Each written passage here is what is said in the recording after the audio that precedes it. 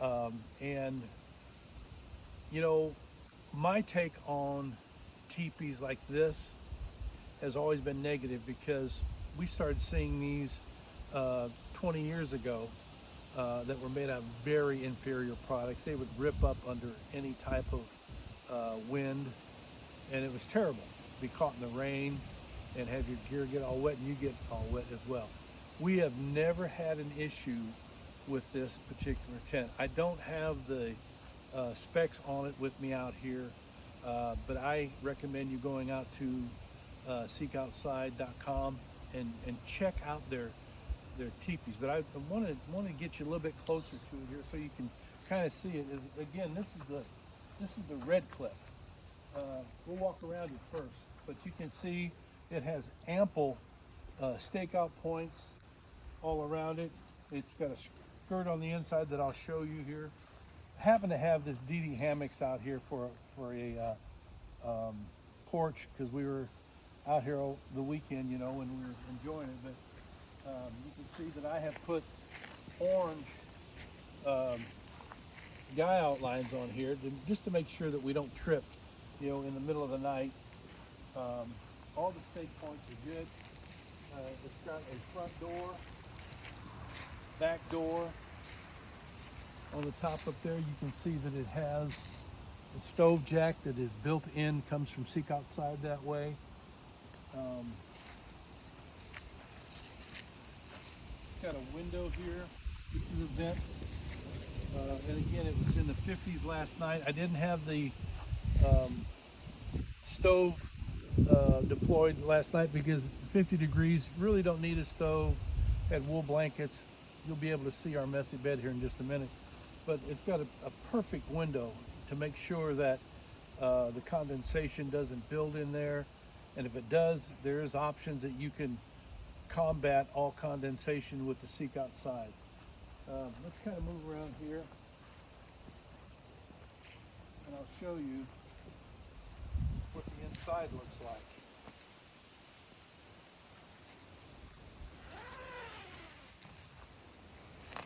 I'm going to open it up. We're going to undo these. You can do this on both sides if you want to for ventilation. Has these toggles, the hole open the door.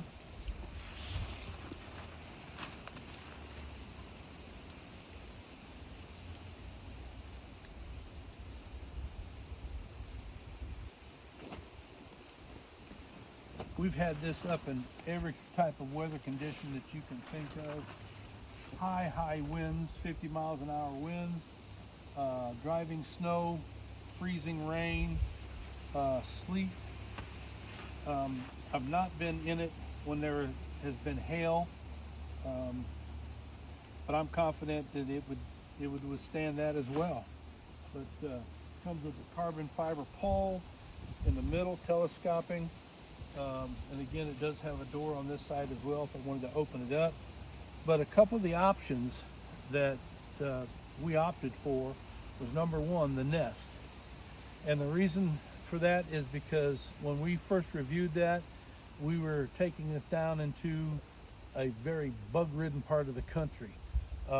And, you know, they pretty much speak for themselves. You know, they do work, although we don't have a lot of mosquitoes in the weather right now because we're dropping. We're in the fall right now. It's October. But you can leave this in here even when you pack it up. You can remove it if you want to. And you're not going to need the nest during the cold weather months. If you look over here, it has this barrier. This is called this is a half, what is that? Oh, I forget now. But you can see this is to combat condensation. If you do get some condensation because it's super cold outside and you got the furnace or the stove going, you're going to get condensation like you do in any other tent. With this, it will not touch you or your gear. Now, what I would recommend if you're going to be hunting in the wintertime and you're going to be using that stove, bugs aren't going to be an issue. So you can take this nest out and this is called a liner, a half liner. And you could put a half liner on this side as well, which is what I would recommend. Because in the wintertime, again, you don't need this. And what I do, the way it's set up, because I haven't taken it out, told the guys don't take it out, just leave it. We put our gear in there. That's what we do. And then we sleep on this side, put our sleeping bags here, and don't have a problem. Now, when I first got this, they did not have the floor systems that they currently do. They've got a floor system that fits this perfectly. A snow shield comes up, or a sod skirt, however you want to call it. But this does have a built-in sod skirt. It's not really big, but it's big enough for 3 seasons. I've been in it when the wind was driving with snow, and snow did get inside the teepee. And then I had to go out and pile up snow all around the perimeter of the teepee to keep that from happening. I didn't really want to bring out the stove. I got it here with me, but I can tell you when it was 3 degrees with the stove going inside here, it was 72, something like that. I was in my base layer cooking on the stove, so you've been asking me for an update on it. I wanted to give you an update. They've got a lot more new products since we reviewed this for them. But again, it's stout. The only problem that I have is something that either I or one of my guys caused, but a small ember got up in the tent. Right here you can see this. I put some clear silicone on it just until I put a patch on it. And I'll probably do that here soon because we'll be back out again. But yeah, I'm just gonna pull that right off. Yeah, it's gone. But there are patch kits that you can buy from different companies, and it works just well. The other issue that we have, I don't know how this happened, but can you get a picture of that? I have no idea what caused this shape right here, because it's not the stovepipe.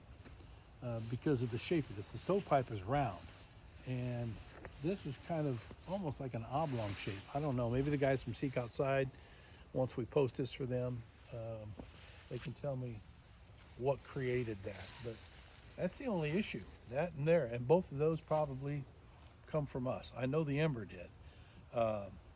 And we had a problem with the stack and the damper, and Seek Outside sent us another damper, but that little hole was created by us, not them. This thing is rock solid. Highly recommend it. seekoutside.com. So thanks for asking about it. It's still my favorite teepee, and it's going to stay on our shelf. Take care.